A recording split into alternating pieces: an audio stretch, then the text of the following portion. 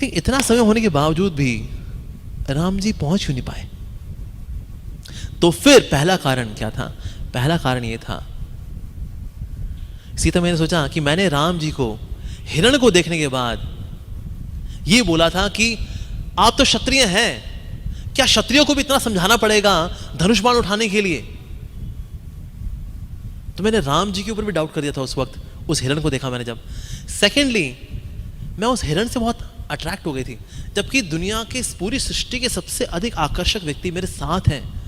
राम जी से सुंदर भला कौन है? राम जी से ज्यादा मूल्यवान भला कौन है? कोई भी नहीं। लेकिन मैंने अपने सबसे अधिक मूल्यवान व्यक्ति को भेज दिया एक बहुत ही कम मूल्यवान चीज के लिए। तो इससे मैं उस हिरण से अट्रैक्ट हो गई, आकर्षित हो गई कि मैंने दूसरी गलती की। तीसरी जो मैंने सबसे बड़ी गलती की, वो मैंने ये गलती की कि मैंने लक्ष्मण को इतना बुरा बोल दिया, इतना बुरा बोल दिया कि यहां तक कि मैंने उन लक्ष्मण के चरित्र के ऊपर उंगली उठा दी जिन्होंने कि 13 साल मेरी ऐसी सेवा की, निस्वार्थ भावना से, स्नेह के साथ।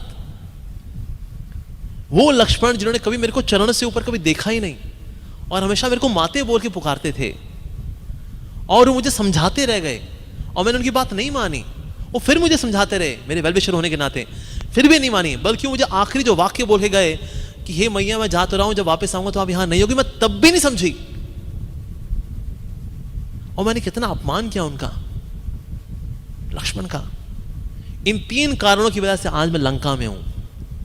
वास्तव में प्रभु श्री राम की ही इच्छा थी कि ऐसा हो, नो डाउट ये कारण है कि रावण का वध होना है। लेकिन हमारे लिए इसमें जो शिक्षा है वो यही है कि अगर एक जीवात्मा संसार रूपी लंका के अंदर फंसती है तो ये 3 कारण है।